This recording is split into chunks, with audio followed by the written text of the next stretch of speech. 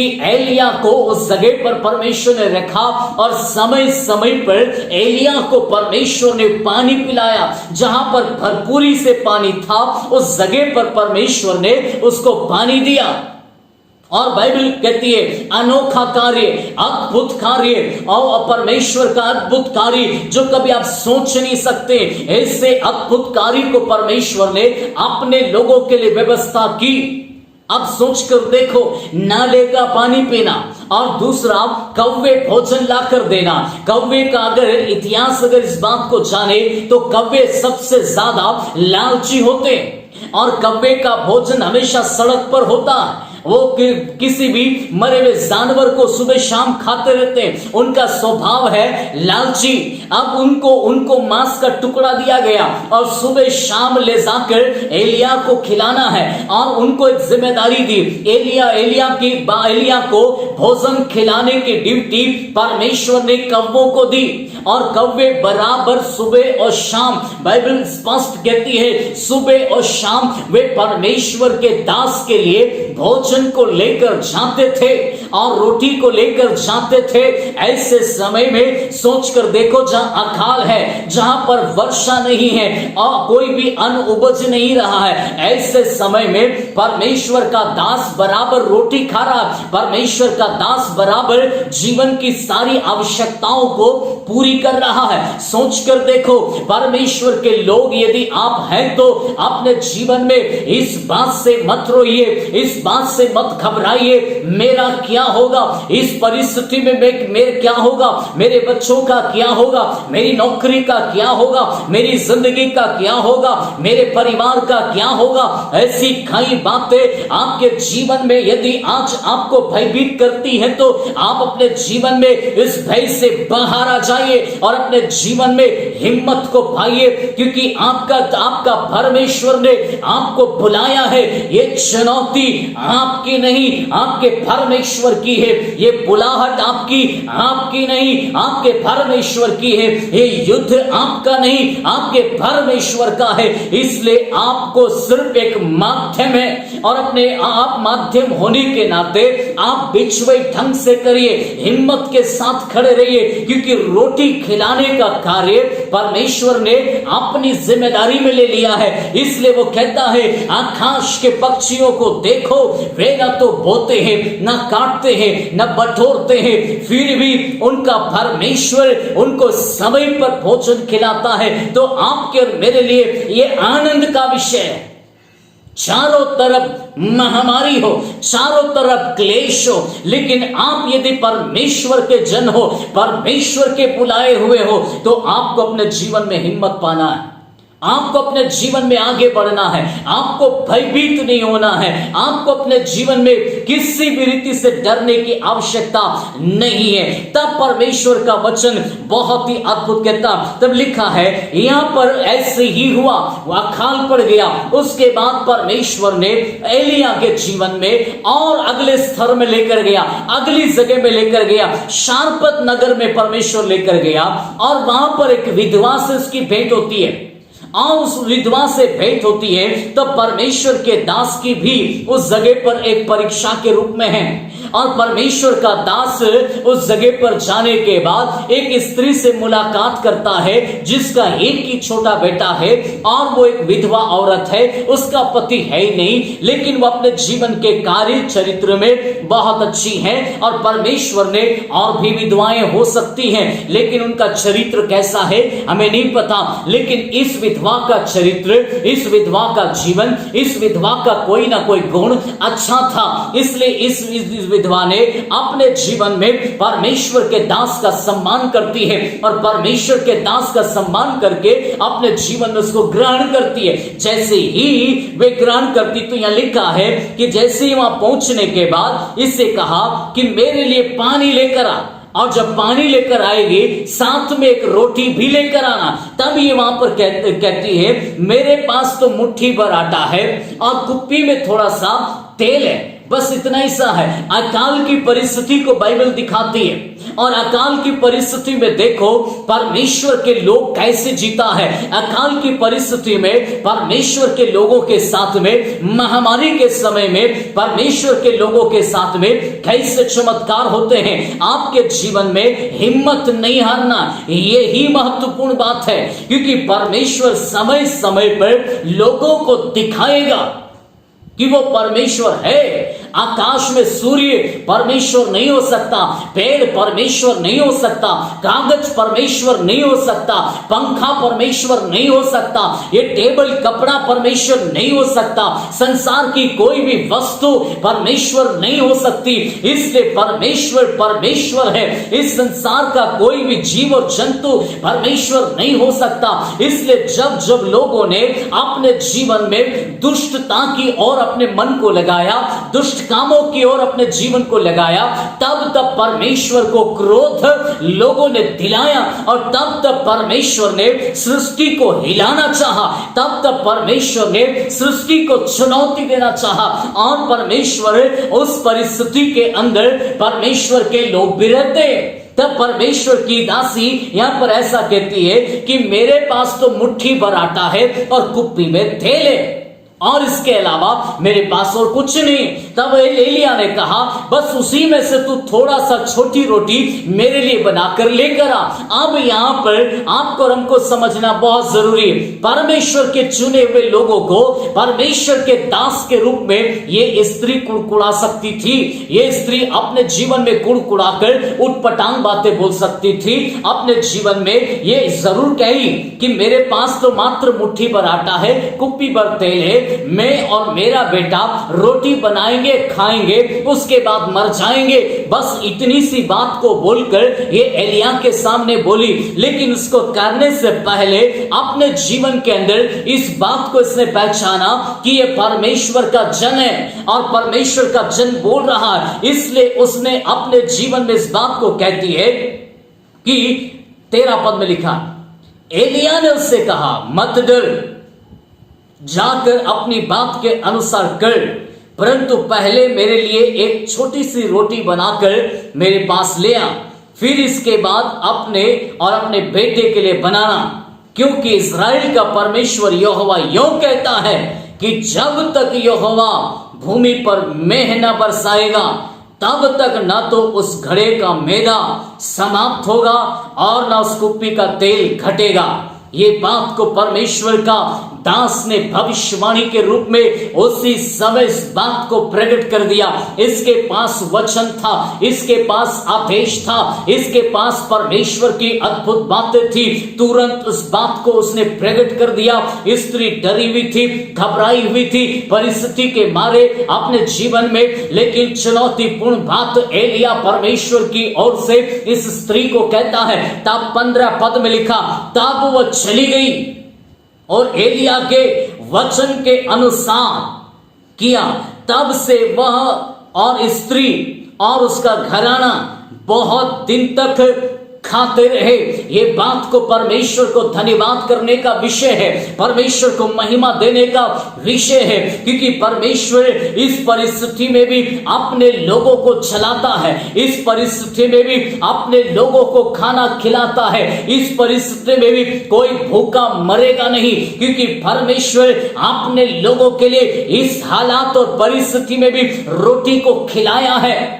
और एक ही बात है, परमेश्वर इस समय में इस एलिया के वचन के अनुसार उस स्त्री ने ऐसा ही किया। इसलिए यदि आप परमेश्वर के दासों से यदि वचन सुनते हैं या बाइबल से वचन पढ़ते हैं तो वचन के अनुसार करने का प्रयास करें। यह लिखा है एलिया के इस वचन के अनुसार, एलिया ने जो बोला है, इस स्त्री ने इस बात को मान लिया है अपने जीवन के अंदर कि परमेश्वर के दास ने बोला है तो 101% मेरी जिंदगी में ऐसे ही होगा। मेरे घर का आटा घटेगा नहीं, मेरी कुप्पी में तेल घटेगा नहीं, वरन मेरे जीवन की आशीष बढ़ेगी।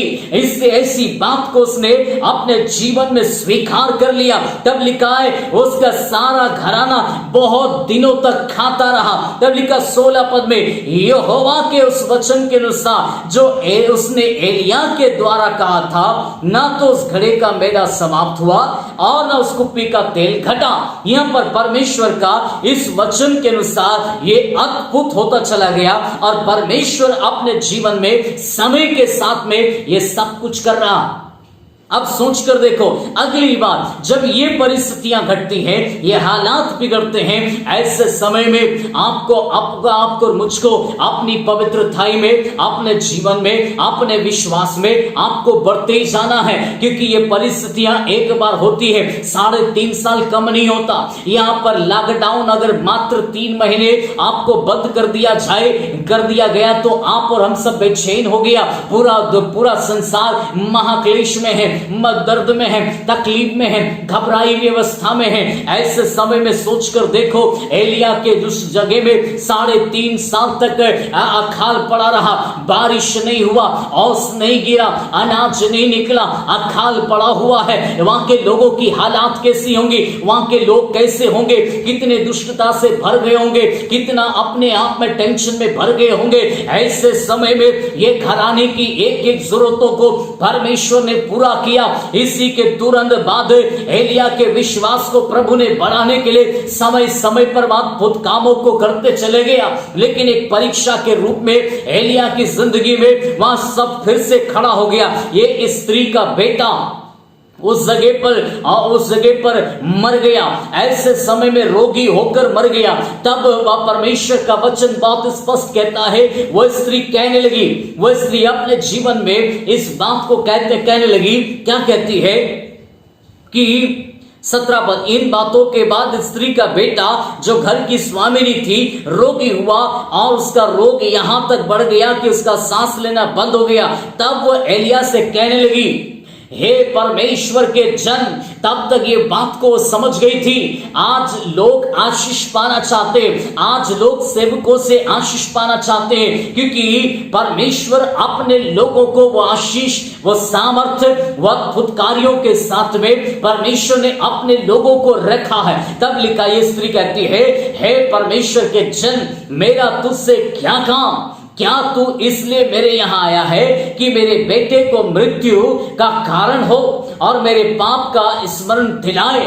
इस बात को, ये बात को कहने लगी, हे परमेश्वर के जन, क्या तू मेरे जीवन में मृत्यु को लेकर आया है? जब तक इसके जीवन में आशीष की बात थी, ये स्त्री बड़ा उससे उत्साहित होकर अपने जीवन में काम करती चली गई, धन्यवाद देती चली गई। लेकिन एक वक्त आया कि इसका बेटा अपने जीवन में शांत हो गया, तब ये स्वार्थी होकर भी बात करने लगी। लेकिन एलिया तो परमेश्वर का जन था, उसका विश्वास था, उसके जीवन में उसने अपनी गवाही को नहीं खोया था, उसने अपने विश्वास को नहीं खोया था। ये स्त्री विधवा थी, इसका कोई पति नहीं था, ये लगभग 40 साल की रही होगी। ऐसे समय में सोचकर देखो, एलिया के जीवन में परीक्षा की घड़ी थी, एलिया इस परीक्षा में पढ़ सकता था, एलिया इस स्त्री के व्यभिचार में पढ़ सकता था, एलिया अपने जीवन में इस गलत बातों में पड़कर अपने विश्वास को खो सकता था। लेकिन एलिया इस बात को जानता था, मैं परमेश्वर का बुलाया हुआ हूं, मुझे नाले में रहना परमेश्वर की आज्ञा थी, मुझे यहां पर सारपात की विधवा के घर में रहना परमेश्वर की आज्ञा है। यदि मैं परमेश्वर के वचन को, परमेश्वर की आज्ञा के अनुसार चलूंगा, मेरा स्तर, मेरा विश्वास, मेरा लेवल बढ़ता चला जाएगा। लेकिन यदि मैं कुछ कामों में गिर जाऊं, अपनी अभिलाषा में गिर जाऊं, रोटी मेरी जरूरत हो सकता है, पत्नी मेरी जरूरत हो सकता है, बच्चे मेरी जरूरत हो सकता है, लेकिन परमेश्वर ने यदि आपके जीवन में वो बातों को वहां नहीं रखा है, तो जबरदस्ती उस आवश्यकता में उलझकर अपने जीवन को समाप्त नहीं करना। एलिया ने अपने अभिषेक को नहीं खोया, एलिया ने अपने चुनाव को नहीं खोया, अपने चुने जाने को गलत साबित नहीं होने दिया। एक विधवा औरत के घर में 3.5 साल तक रहना मामूली बात नहीं, मानो वो उसका पति बनकर रह सकता है, वहीं पर वो स्त्री उसको खाना खिला रही, पानी पिला रही।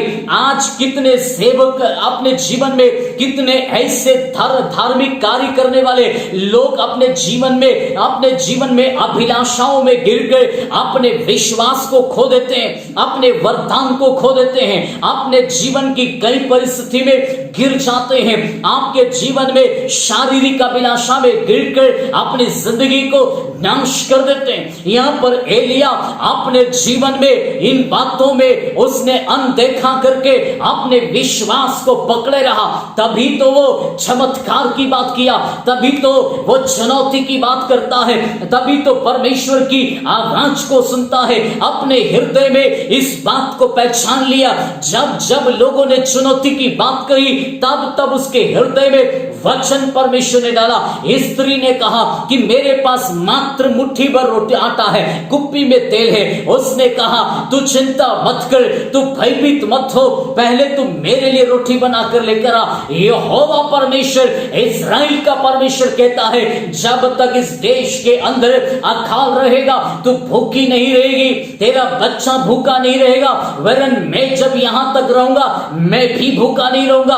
वरन परमेश्वर समय पर रोटी और पानी और तेल की व्यवस्था करेगा। ये परमेश्वर का जन अपने जीवन में पवित्रताई गवाही को संभालने के कारण अद्भुत बातों को अपने हृदय में परमेश्वर की आवाज को पहचान पा रहा है, इसलिए वो चुनौतीपूर्ण संदेश दे रहा। और यहां पर जब उसका बेटा मर गया और स्वार्थीपूर्ण रीति से वो स्त्री इल्जाम लगा सकती है, गलत कर सकती थी, लेकिन परमेश्वर का दास इस बात को जानता था कि हे परमेश्वर, तूने मुझे यहां पर भेजा है, क्या तूने इस स्त्री के ऊपर भी विपत्ति को ले आया है?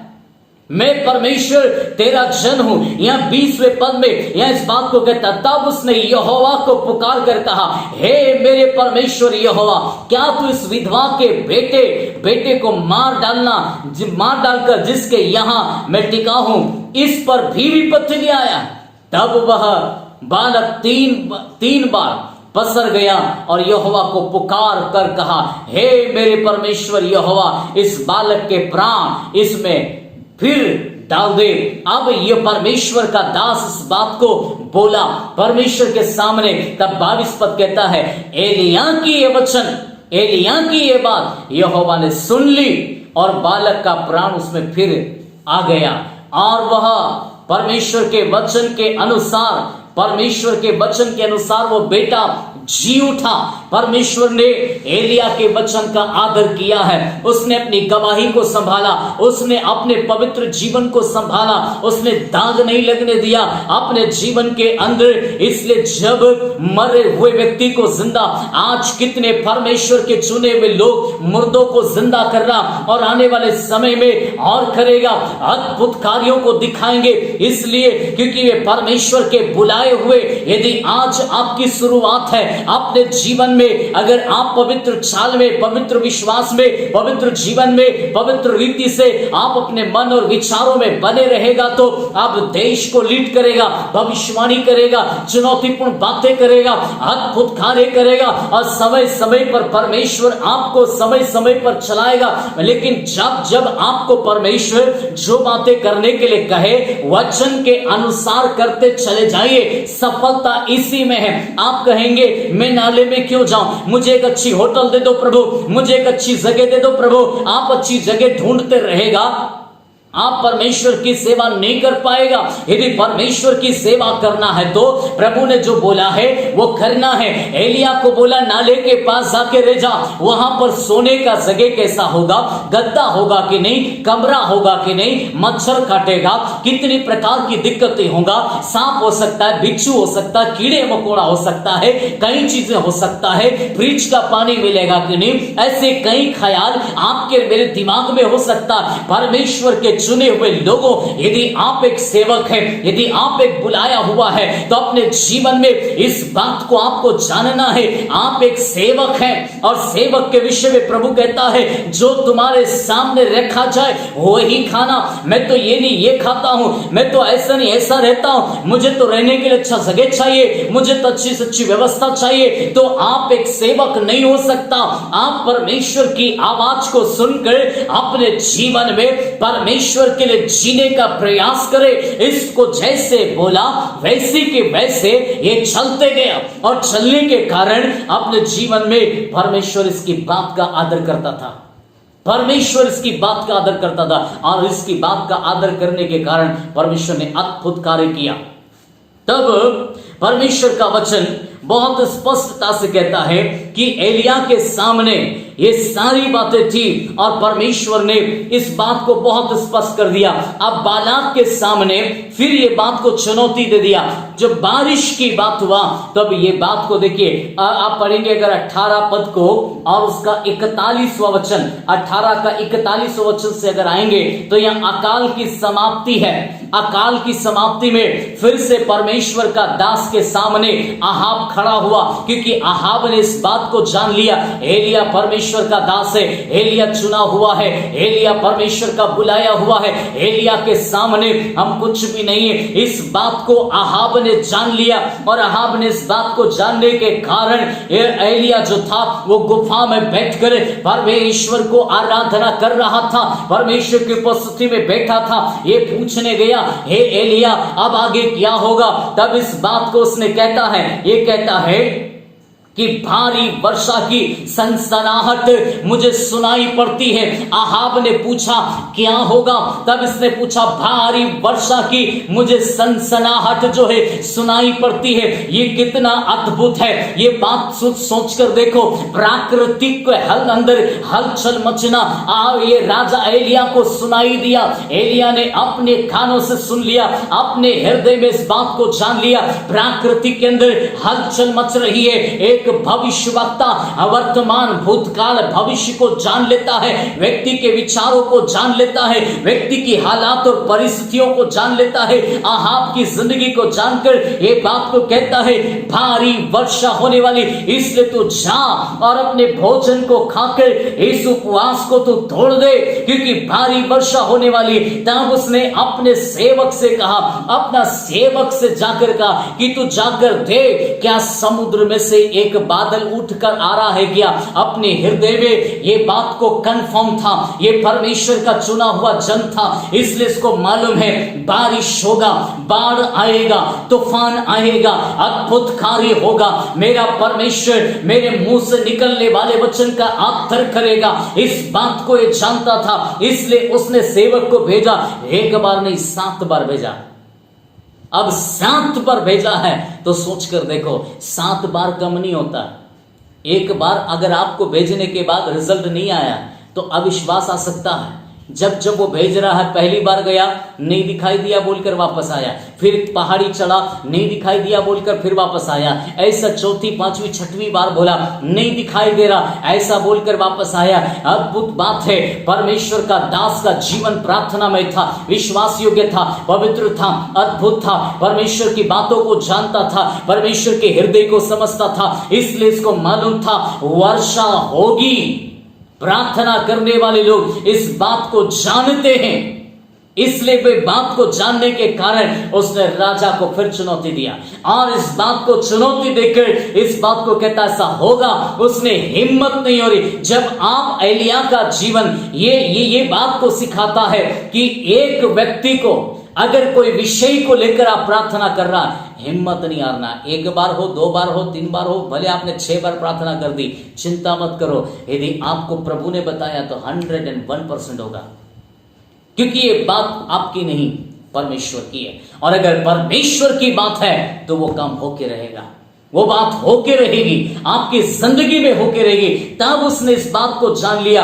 तब 7वीं बार लिखा 44 में 7वीं बार उसने कहा देख समुद्र में से मनुष्य का हाथ सा एक छोटा बादल उठ रहा है। एलिया ने कहा आहाब के पास जाकर कहे रथ जुतवा, कर नीचे जा, कहीं ऐसा ना हो कि तू वर्षा के कारण रुक जाए। परमेश्वर के दास ने इस बात को जान लिया। उस सेवक ने बताया, एक हथेली के माफिक, एक हाथ के माफिक एक बादल उठ रहा है। उसने इस बात को जान लिया। आहाब राजा को जाकर अब चुनौती दे दे, जितनी जल्दी हो सके रथ जुतवाकर इस पहाड़ के नीचे उतर जा, कहीं ऐसा ना हो कि ये रथ बाढ़ के कारण रुक जाए और तू बह जाए और तू यहीं पड़ा रहे, इसलिए इस बाढ़ में तू फंस ना जाए, इसलिए अभी की अभी यहां से निकल जा। ये बात की चुनौती उसने दे दी। तब भारी वर्षा होने लगी। आज भी परमेश्वर आपके मेरे जीवन में, प्रभु यीशु मसीह कहते, प्रार्थना करने वाले लोग जीवन की बात करता है, प्रार्थना करने वाले लोग अद्भुत कार्य की बात करते हैं, प्रार्थना करने वाले लोग चुनौतीपूर्ण संदेश देते हैं, प्रार्थना करने वाले लोग हारा हुआ जीवन नहीं जीते, प्रार्थना करने वाले लोग लोगों के जीवन के लिए आशा है, प्रार्थना करने वाले लोग लोगों के लिए चुनौती है। ये युद्ध आपका नहीं, परमेश्वर का है। इसलिए परमेश्वर ने यदि बुलाया है तो अपने जीवन में आप परमेश्वर की ओर देखो। परिस्थितियां क्या कहती है, हालात क्या कहती हैं, समस्याएं क्या कहती है, उसको मत देखो, प्रभु की ओर देखो। प्रभु आपका जीवन है, प्रभु ही अद्भुत काम करेगा और आहाब जैसे लोगों को, कचरा जैसी चीजों को बाढ़ में बहाकर समाप्त कर देगा, दुष्टता को मिटा डालेगा, ऐसी बाढ़ लेकर आएगा कि दुष्टता नष्ट हो जाएगी और फिर से परमेश्वर का राज्य स्टैब्लिश होगा और महिमा परमेश्वर की होगी। यही परमेश्वर के लोगों का समय है। इसलिए आप भरोसा कीजिए, प्रभु आपको आशीष दे।